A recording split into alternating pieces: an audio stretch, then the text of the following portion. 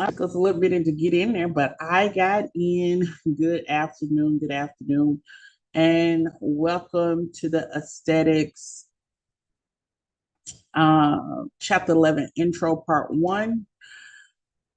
I also, for my students that are on here, please check your email. I have sent over study guides, exam prep study guides.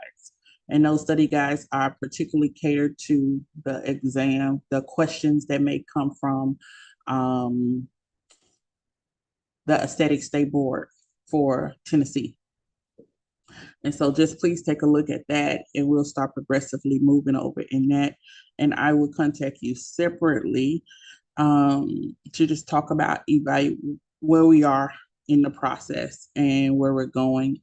Not much longer now. That seems to be the inspiration for this week. Not much longer now, since everybody is progressively moving towards that 50% complete of theory. So I want to congratulate everybody who's moving in that direction. And we're looking at maybe mid-April, definitely mid-April, as far having aesthetics completed and possibly bringing on a new course of aesthetics. So we'll see how that goes. All right. But until then, we are in hair removal, and we're introing into hair removal, very familiar territory. Again, you're going to see a very high concentration on consultation, skin analysis, also contraindications, what we can and cannot do, when not to do services. So those are going to be immediately a major concentration. And just a nugget, we do want to concentrate on the rubric procedures, because you will see different things that may reference in which way do we apply the warm wax, in what direction on the lip, what's the alternative direction. And so just notes that the rubrics procedures that you see in your SEMA, please make sure you refer back to them. We're going to start highlighting today in yellow and bookmark this area. This is going to be part 1 of 2 lessons this week. All right. And talking about hair removal. And then we'll move on to advanced topics, makeup, and prepare to close out for the chapter, the course. And so let's jump into, and before we jump into, this is being live streamed on our YouTube channel, so you can refer back to it for studying purposes. Okay. So explain the importance of hair removal. We see this all the time. We're going to get ready to explain the importance. This is also why individuals need to be licensed. Okay. It says consumers in the United States spend millions of dollars per year on hair removal products and services. This United States, guys, is late coming to the game. We're late coming to the game when it comes to hair removal. We're late coming to the game when it comes to skincare, makeup, things of that nature.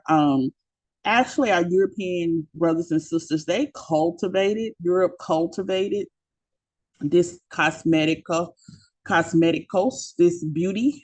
And we are really trend setting and engaging in and pushing the needle forward, I believe, on this side of the world. And so we all can claim those stakes that we have moved and progressed the beauty industry, in which rightfully we have. Okay. So we will just continue that. I also want to share, this is a very profitable side of skincare. I find it, I've had a lot of students who just want to do hair removal. And the hair removal doesn't necessarily just mean waxing.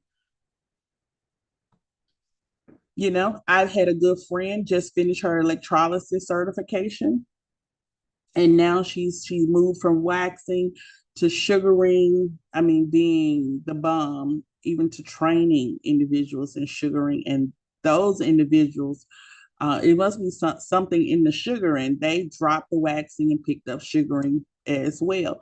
And so she has now completed her certification in electrology. And I'm super excited for her. And she's recently just had some certifications in laser training.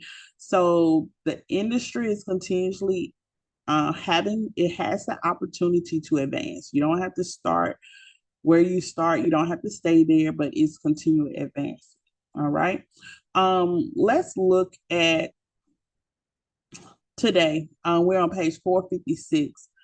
And it says hair removal methods range from procedures such as waxing, tweezing, as I just stated, lasering, electrolysis, and intense IPL.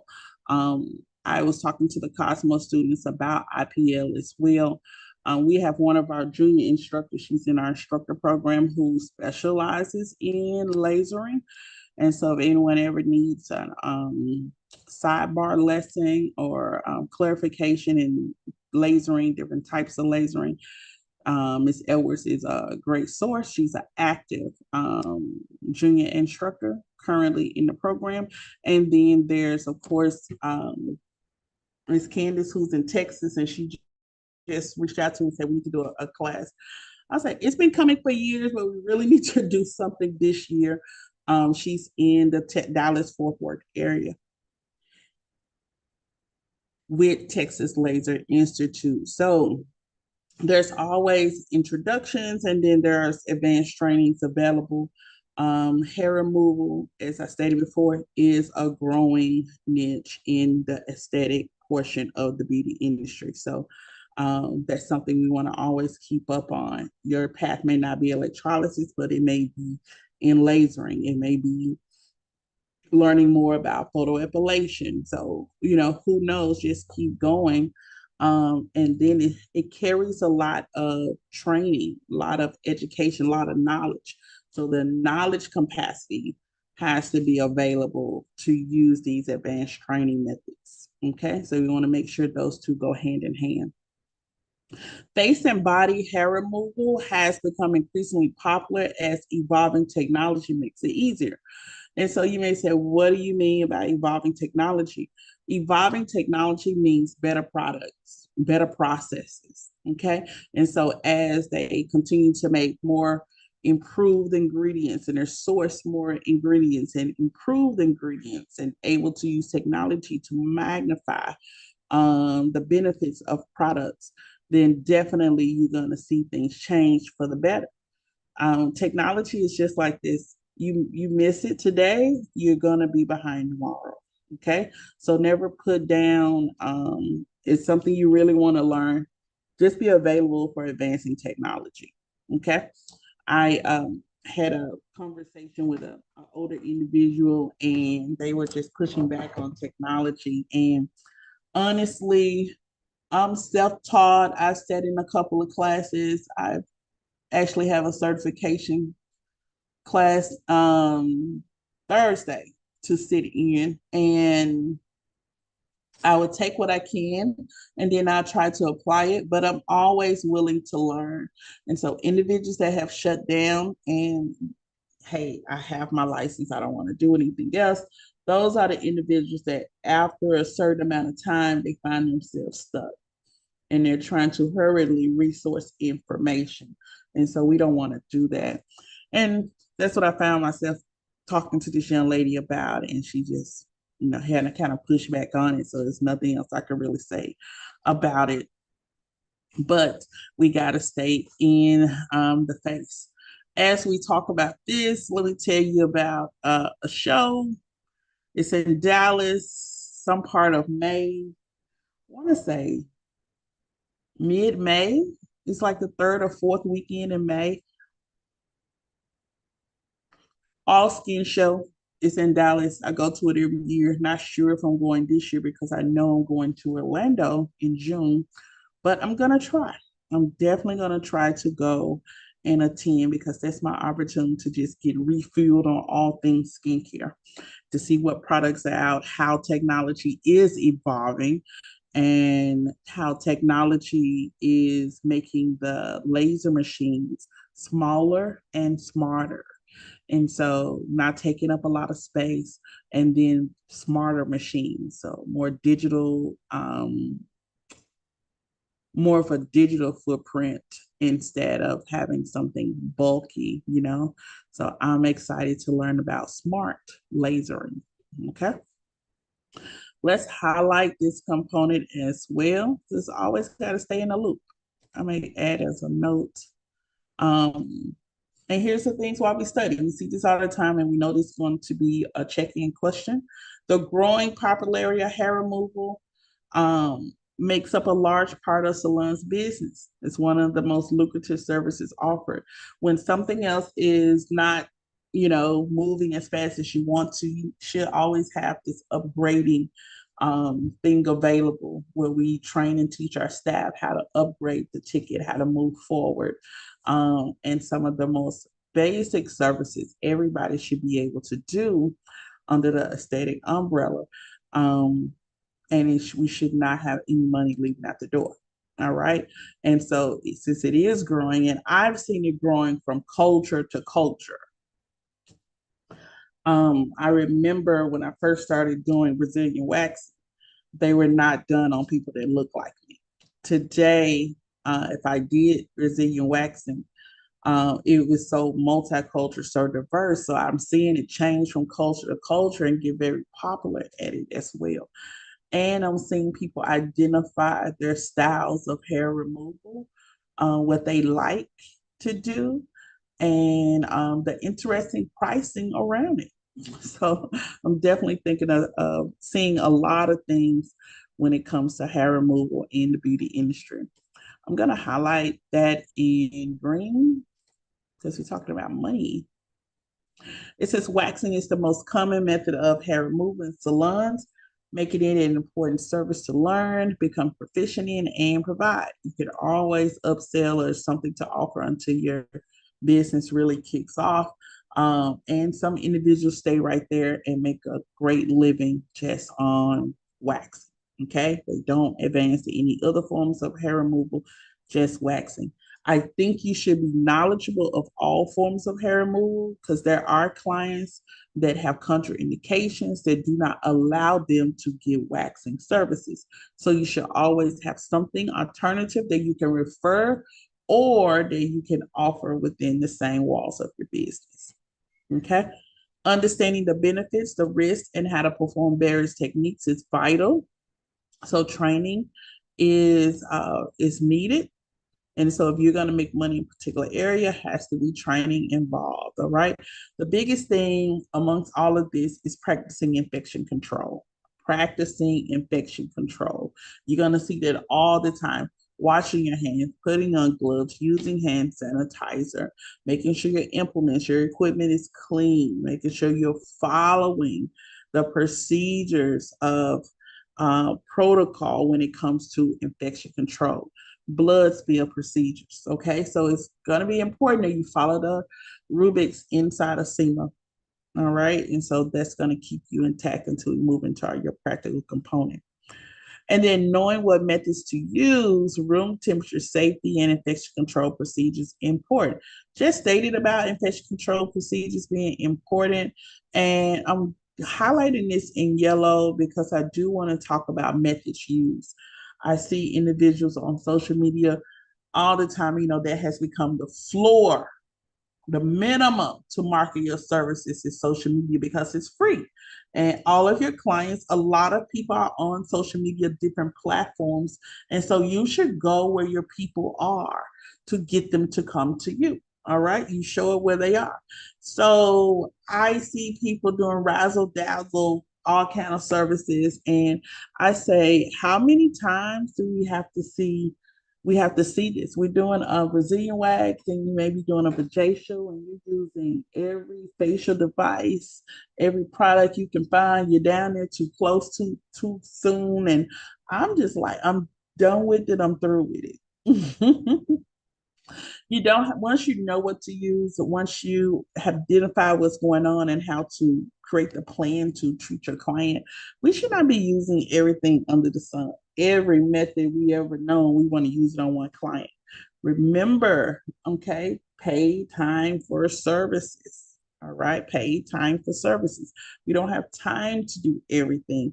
And we must, as estheticians, have clarity about what we're doing That's why it's a treatment plan in place. All right. Room preparation, the room should already be set, ready to go. Safety, okay, which means a lot. I see this a lot. Many institutions, cosmetologists, they get out of school, they stick to the Amazon list because it's convenient. Awesome. I tell them start there, but definitely move over into other catalogs like Universal, things of that nature, where your equipment has a better quality.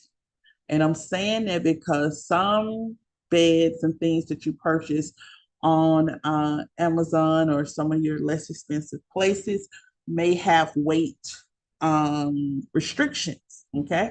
And so as you open up a service open to the public, you will have to have something posted about restrictions to weight.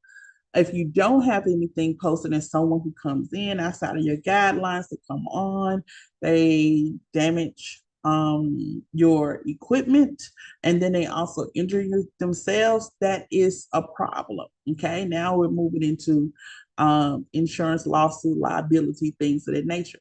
So we have to make sure our equipment is what we need to do.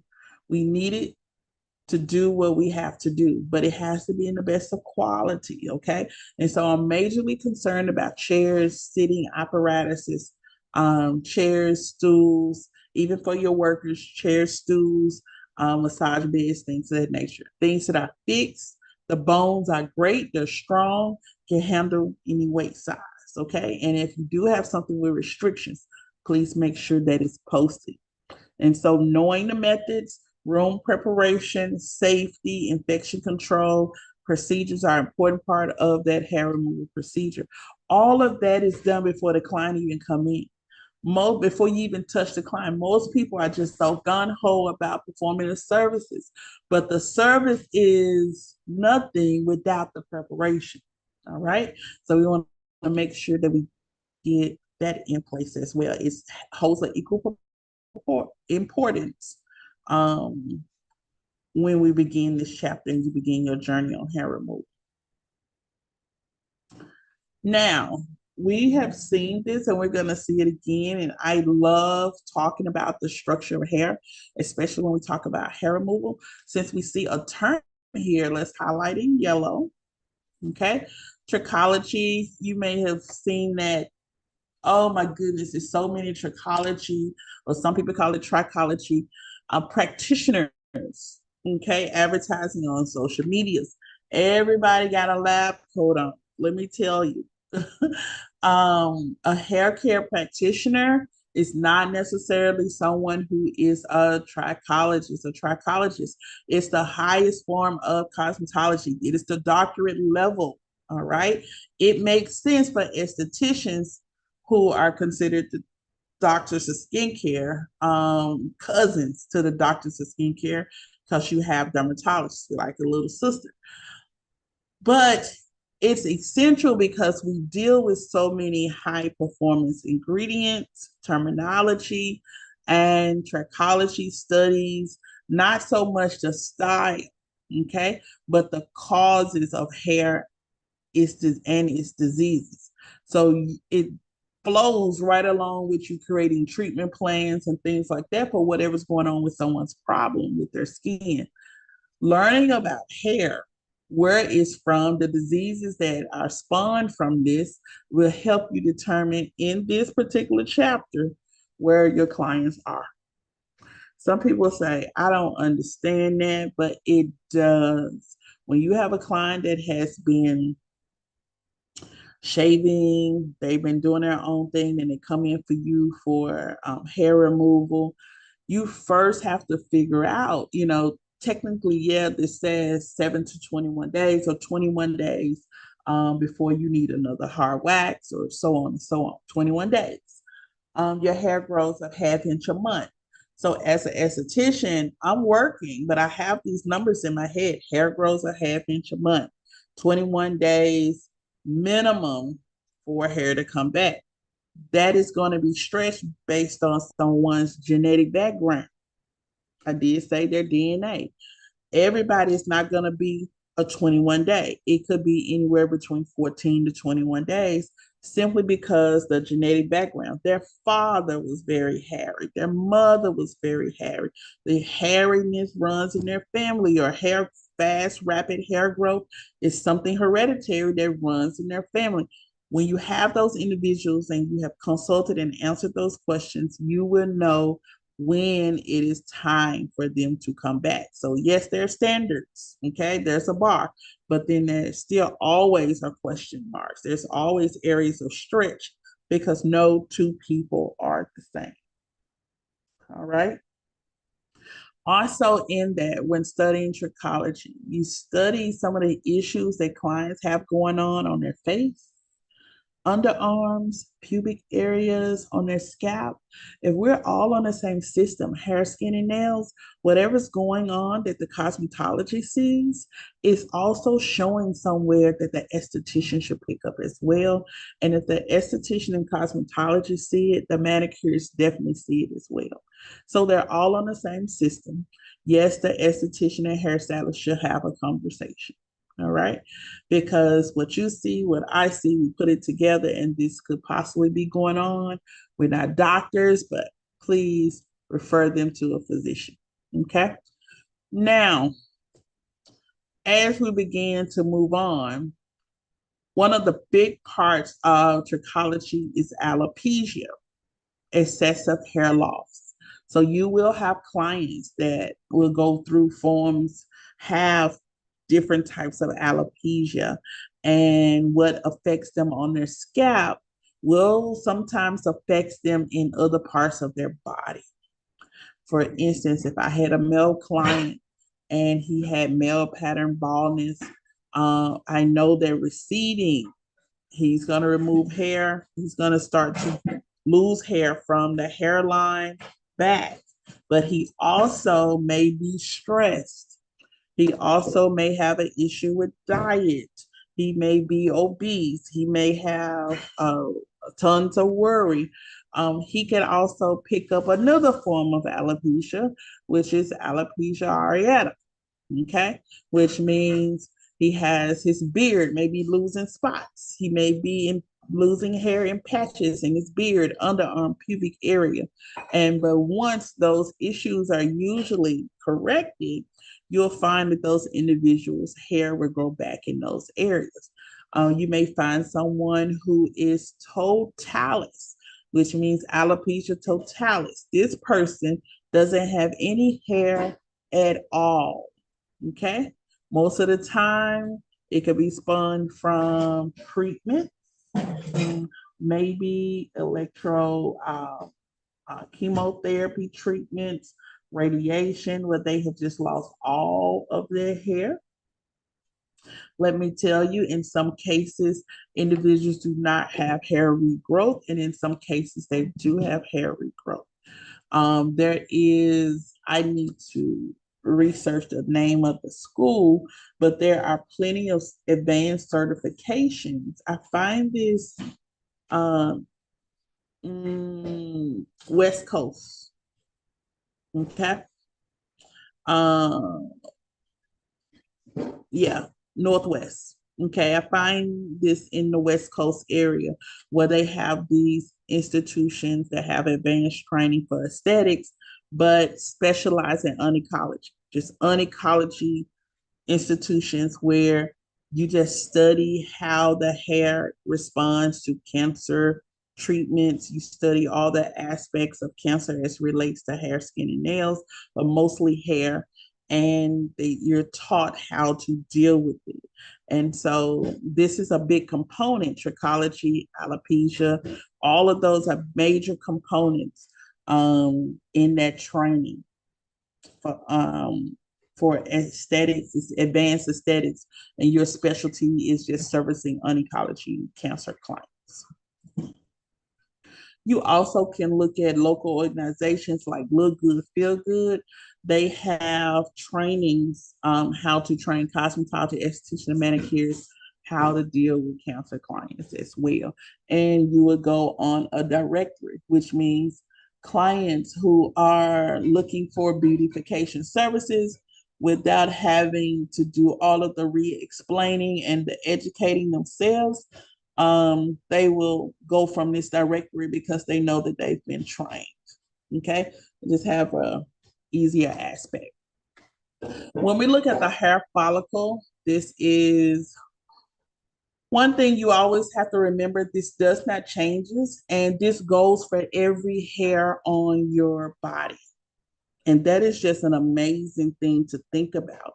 When you think about a square inch and all of the possible hairs that could be in that square inch, the minimum amount of hairs for someone who just a redhead, they have 75,000 hairs on their head. And that will continuously grow the darker the hair is, the longer, the thicker, the coarser the hair is. You'll find that the density will expand as well. And so you're going to have tons of hair. Can you imagine within that square inch, all of the components you see underneath and that we're going to talk about are connected? It is. And so let's highlight in yellow. It says a hair follicle is a mass of epidermal cells forming a small tube. All right. Or canal. I want you to say fold the skin as well. It says follicles extend deep into the dermis, so deep into several layers of skin. All right. Filiosebaceous unit. I'm going to put this in, I'm going to do this in green. All right.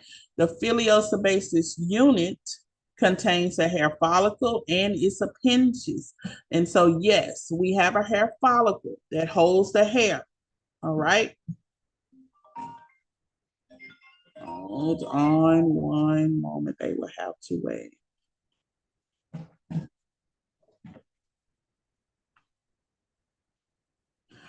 All right. So you have hair follicle that holds the hair.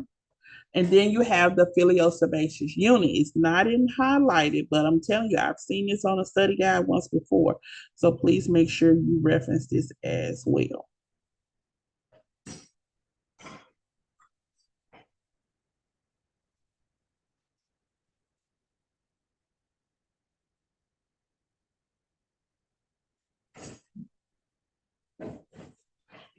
Okay. All right. So the filiosebaceous unit includes the hair follicle and its appendages. The appendages, for example, are the hair root, hair bud, hair papilla, hair shaft, and a rectipillar muscle and sebaceous gland. Let's discuss these. I know for me, it can be very familiar because I've seen this for years and years and years, over 25 years.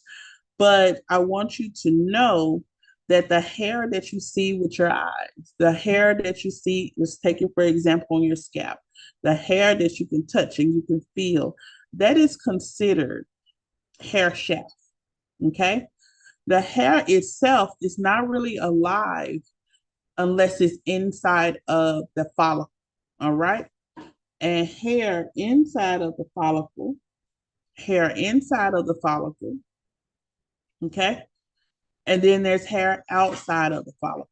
Hair inside of the follicle is the hair root. Okay. Hair outside of the follicle is the hair shaft. That's what we see with our naked eye. Okay. That particular part of the hair that we see has three parts. Okay. Cuticle, cortex, and medulla. The cuticle is the outer layer of the hair. Okay.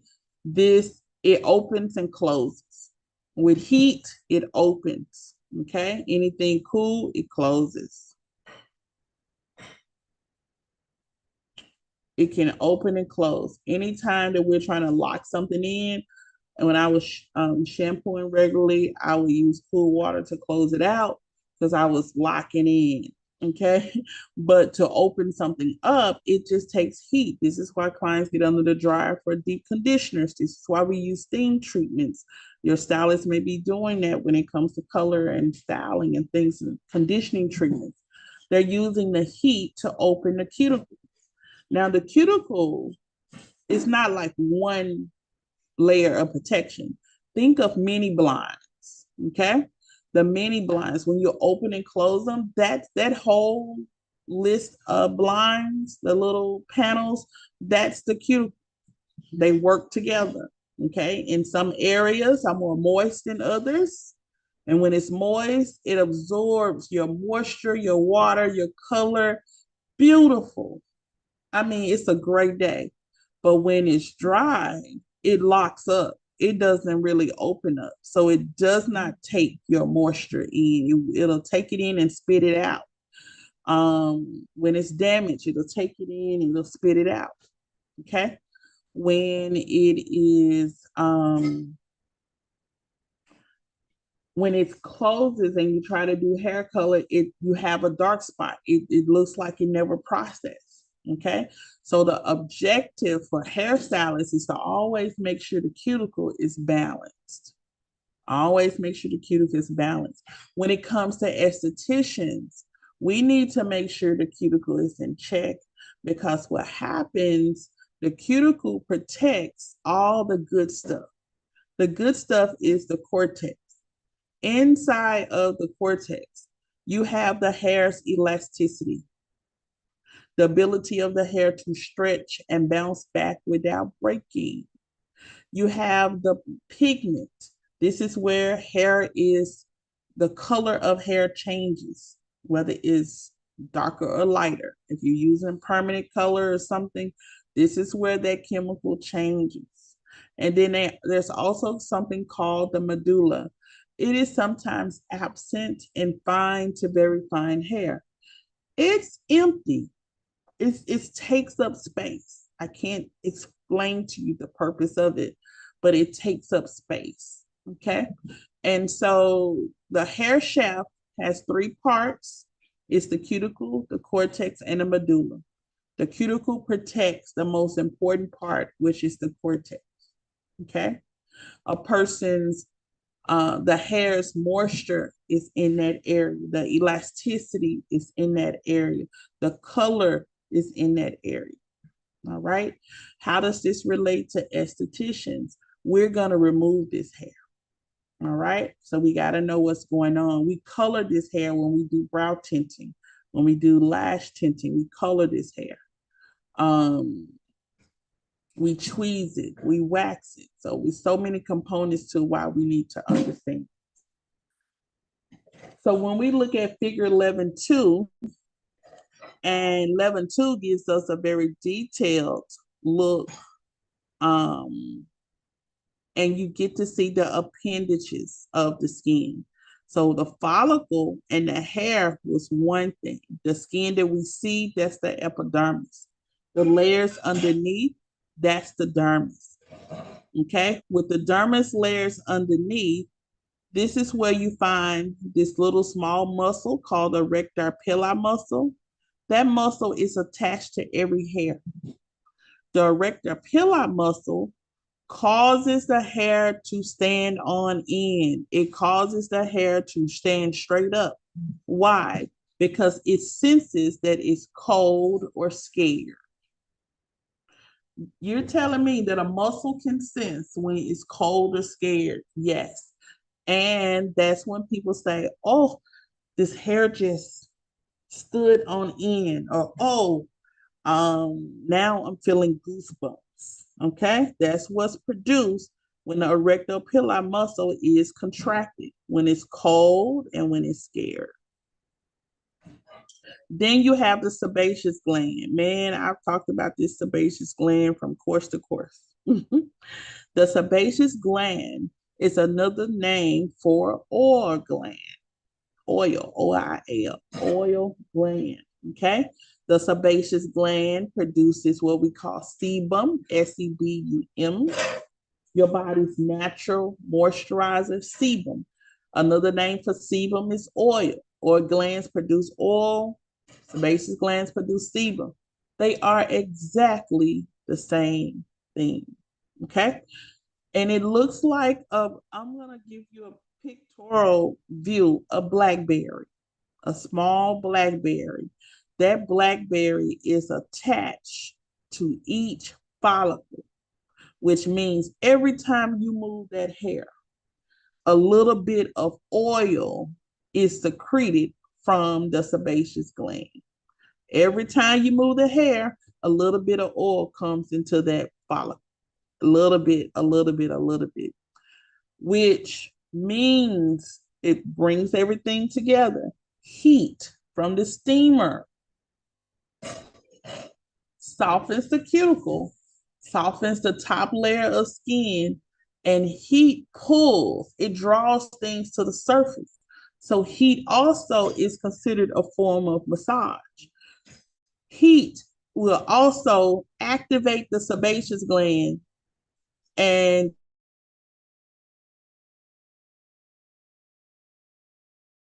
that little blackberry and cause oil to come into the follicle. You got to touch the client. You just have to turn up the heat. Okay. And you will pull, you will stimulate that gland, and that gland will start to produce oil and draw it to the top of the surface. Lives in. It's a tube like depression. There's the hair papilla. Okay. You have papilla and you have the bulb. I don't think it said anything about the bulb, but okay. At the end of the hair, you have a hair root. The hair root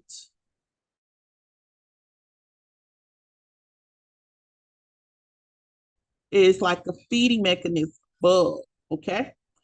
Next, you have a hair papilla. The hair root cannot grow unless it gets nourishment from the papilla. The papilla pulls the nourishment from the blood. You are what you eat, if you ever heard of that before. What you eat goes into the body, processes through the digestive system, goes to all the organs, left over flows into the blood, nourishing every part of the body. Your papilla pulls nourishment out of the blood. It doesn't know if it's good or bad. From the papilla, nourishment gets pulled out and it's immediately shifted, sent over to the hair root. The hair root would then start to feed off good hair. It grows, okay?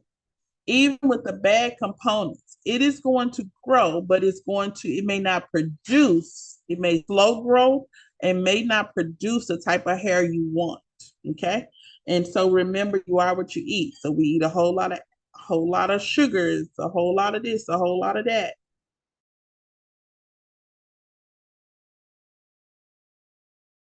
And not healthy stuff, we're not going to get it. But when we do take control and start eating healthy and putting the good things into our body and where our bodies can use it, we're going to start producing some of the best skin, the best hair, the best nails. Okay. So I want you to study this figure, and then here where you see subcutaneous tissue on this first image here. Subcutaneous tissue or cutaneous layer is simply fatty tissue. All right. You need fatty tissue. I told them when I was young,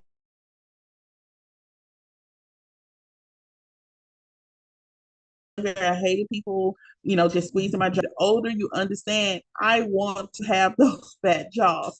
It helps with contouring of your face, of your body.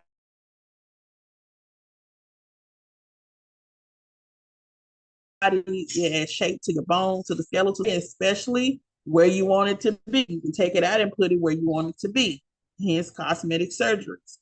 But this is the thing, as you age, progressively age, the fatty tissue diminishes. All right. As you age, fatty tissue diminishes. So I want you to see subcutaneous tissue. And as fatty tissue diminishes, you have individuals that opt for this. One, getting fillers, and mainly in their face. All right. They're trying to replace or fill in where the tissue has been minimized, and also where the muscle has shrunk and away from the bone. So you will see that this is going to be a figure you will see continuously. And of course, I just told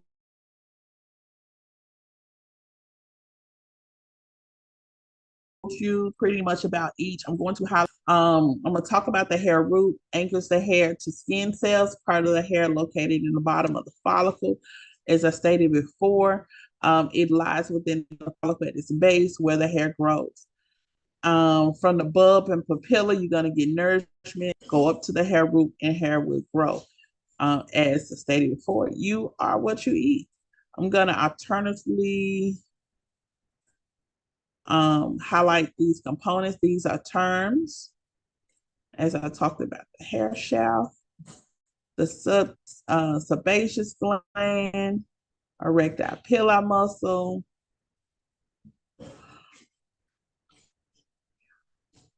didn't even look down, didn't even know what I was, that it was coming forward. It just, if you're going to teach it, you might as well teach all of it. Here's the types of hair that in hair removal we really need to learn about. Here's something I want you to take away. There's 3 main types of hair: lanugo, vellus, and terminal, period. Everybody that comes into your salon can be in either, they've experienced these 3 phases. All right. 3 types of hair. I'm going to highlight in yellow. Everything else is going to be in pink. Lanugo hair. All right. Lanugo hair, soft, downy hair found on the fetus, so mainly newborn.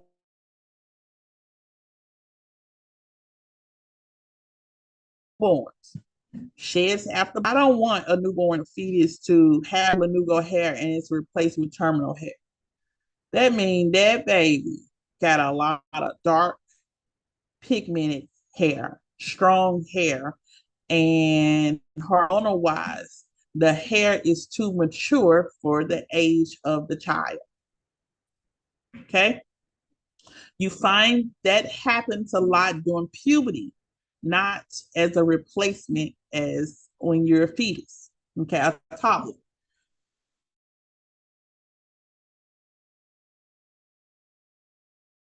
Vellus hair. Vellus hair is found in areas that are not covered by larger coarse terminal hair. So you start to look at what parts of the body are you going to have longer course of terminal hair. Terminal hair is going to be hair with pigment. You can definitely see it. And it's stronger. Okay. And it's longer. All right. So areas where terminal hair is not supposed to be is on the face, on the arm, on the legs. All right. So that's vellus hair. Areas that are not covered by large coarse terminal hairs. All right. You got women cheeks, peach fuzz. When people say they're doing dermaplaning, you are simply removing the vellus hair. Okay. It's there for a reason. It's really supposed to protect your skin and grab a hold to anything that damages the skin. Vellus hair. All right. What many individuals, they will move from lanugo to vellus hair. When we say young men, oh, you're growing, you got a little peach fuzz on your lip, on your chin. That's vellus hair. We know eventually as they grow, as they go through puberty, as they move into adolescence and young adults, into being an adult, you're going to have the development of terminal hair. Let's look here and highlight in green what is terminal hair. Okay, longer, coarser hair found on the head, the brows, the lashes, the genitals, the arms, and the legs. Longer, all right? Hormone changes during puberty. So a lot of times you find individuals who are going through puberty, you need to know this is also where terminal hair starts to say, hey, we're here for a lifetime. I'm so glad to be here. We're here for a while. All right. They start moving from this with young men, their voices get more mature. They move from light, softer voices. They move into very mature, maybe got a little more bass in them. This is also a sign when they ask us, your parents, or they ask us about things going on with their client's skin. This is where you say, hey, also take a look, terminal hair. is now starting to come in, and it's going to be there with them for a while. This is the time that I would suggest if that I would start doing waxing service. I don't do waxing services on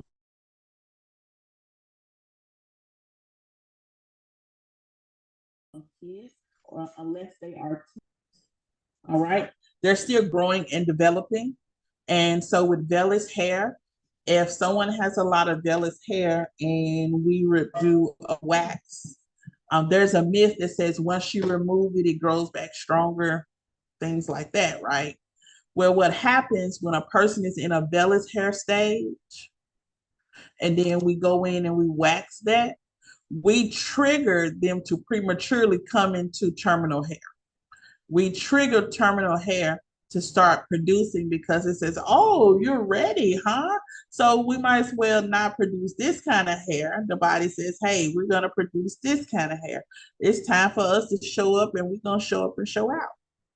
So yes, when you are waxing and other forms of hair removal and the hair is vellus, very soft, very downy, but still has a little bit more weight than Lanugo, but also it doesn't have color, it doesn't have a lot of color to it as terminal hair. And so when we prematurely remove this hair in the vellus stage, we're going to get as a possibility terminal hair is going to replace it. Simply leave those areas alone where vellus hair is until it sheds on its own and it starts producing terminal hair. Okay. With hormone changes, so reproductive issues, you're going to see a hair issue, a more tougher hair, longer, coarser hair.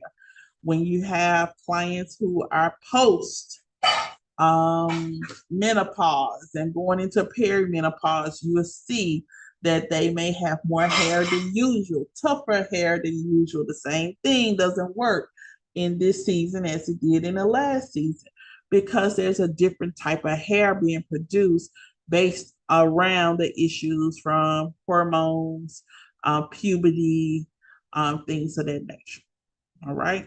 So even when clients are coming in and they are wanting a Brazilian wax, I do have to ask them how long does it take hair to grow back in those areas. I also ask them, have they ever had waxes? Have they ever have electrical devices like galvanic. They do use the galvanic machine in those intimate areas. High frequency, they definitely use that scrubber. Have you used any electrical items, electrotherapy devices in those particular areas? LED, they use them all. Okay. And I ask those questions because those questions going to help me learn if terminal hair is on the way. If the person says the hair is soft, you can barely see it, that tells me they're in the vellus stage. If I choose to wax them in the vellus stage, it could come back like mature hair. So now the person will be saying the hair is rougher, it's tougher, it's growing back faster. Well, yeah, we just offset something. Okay, it is going to do that. Let's look at the growth cycle of hair, but I never want you to forget those three types of hair. Lanugo, at birth, you're gonna shed that and you're gonna move into vellus. You're gonna shed that and move into terminal. Okay. Each one of them just go higher and higher. I do want to share, we're gonna probably do a while longer, but maybe 10 minutes. I do want to share about the hair growth cycle. And this is an intro. And I know we have several videos on hair removal, but I wanted to actually take the time out and I want you to understand the life cycle of hair, the hair growth cycle. Okay. Although we have all of this terminology, I'm going to highlight in different colors. Hair growth is a result of activity of cells found in the basal layer. continuously, hair continues to grow. As long as a person is alive, hair will continuously grow, and the state of that hair is what we have to be cautious about. Okay. The cells are found in the hair bulb, so on and so on. As I discussed about the appendages of the follicle, hair growth occurs. Here we go. Here's to the money statements in yellow. Hair growth occurs in 3 stages: anagen, catagen, telogen. Use the acronym ACT: anagen, catagen, and telogen. Anagen is growing, catagen is pausing, telogen is shedding. All right. So the hair is going to go through this throughout your life cycle. Every so many years, 6 to 9 years. Okay. Your hair is going to go through a cycle of growing. Growing.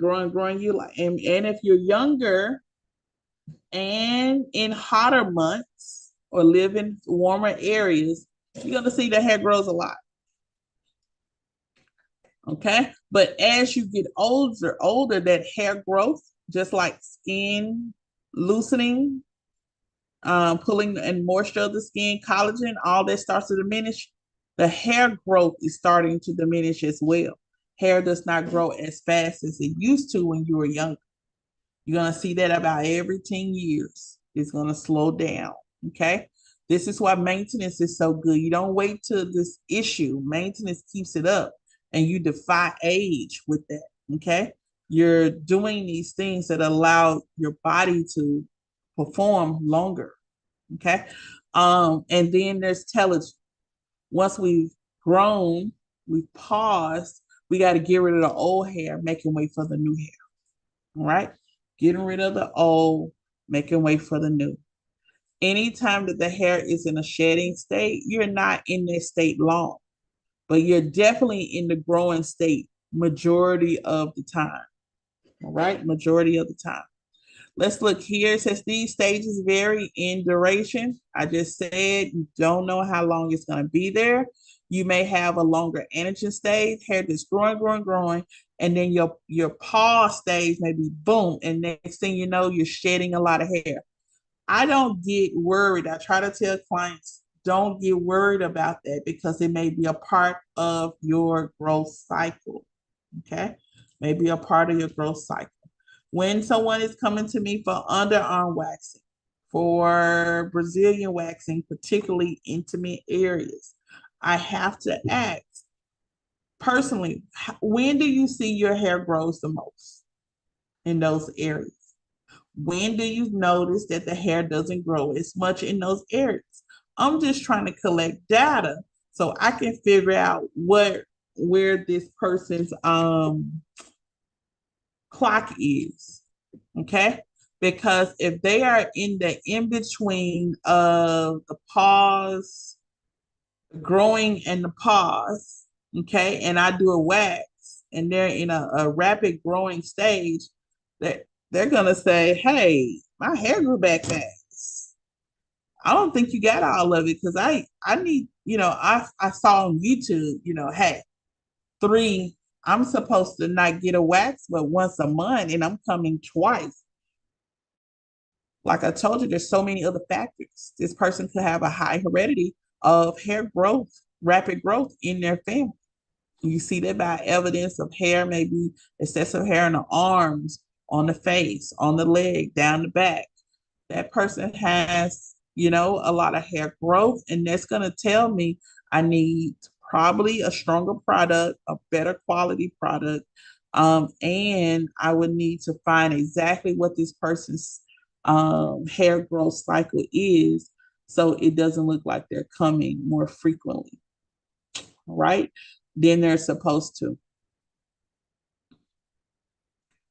Eyelashes have a short duration of growing phase. Okay. Here's a note, put it in yellow, before shedding and being replaced, which is why we do not need to get our eyelashes trimmed We don't need to trim our eyelashes. Honestly, within a 6 month stage, all those eyelashes are new within 6 months. Okay. It says these cycles can be determined and affected by many factors. The factors are what you want to highlight. Okay. Putting it in blue. The factors are what you want to always keep in mind. Although the book, many people could be logical, and it's the book, the book, the book, the book. Great.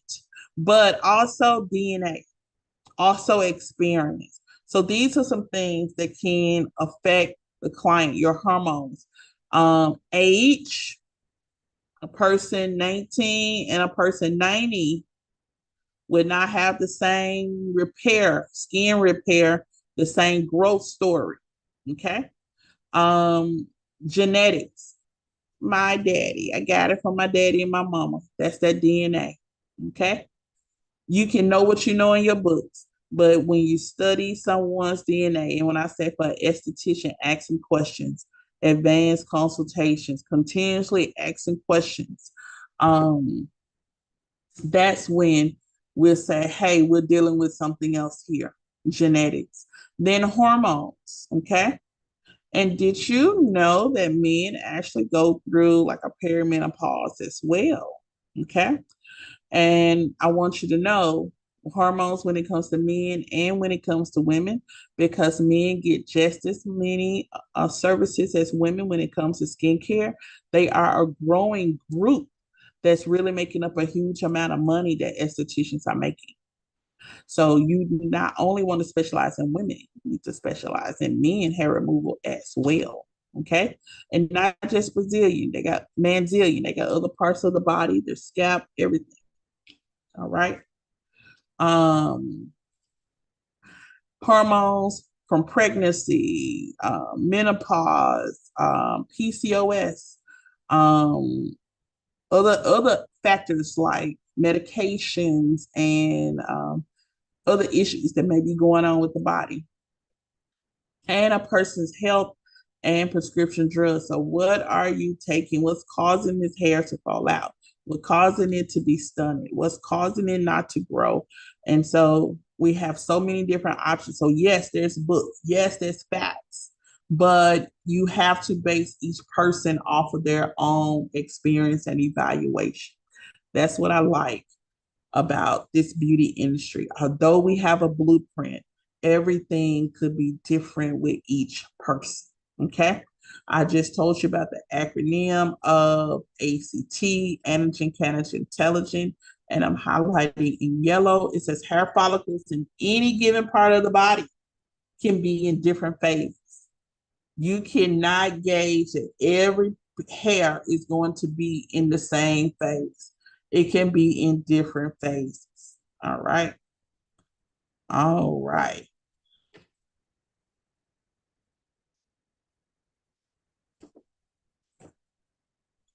As we prepare to close, I do want you to study the parts, the cycle, the hair growth cycle. We're going to get more in depth in the hair growth cycle. Start working on the check-in questions. Reviewing the flashcards. So this chapter has a lot of flashcards. Tomorrow, we're going to be in depth a little bit more with this particular chapter.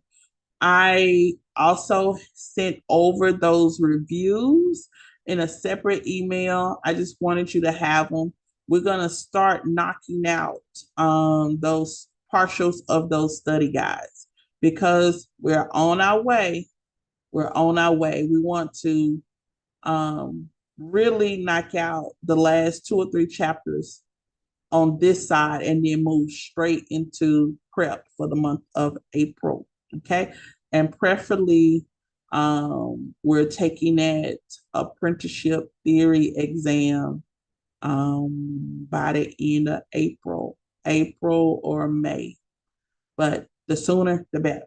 Okay. So let's go ahead and just continue reading the cycle, starting at 460, the antigen, catagen, intelligent, ACT, and we will pick up and move progressively tomorrow. If you have any questions, please don't hesitate to contact me. But my admin and I, we are working. We have another class to teach this evening. Tomorrow, I think it's a little, no, tomorrow we have 3 classes as well.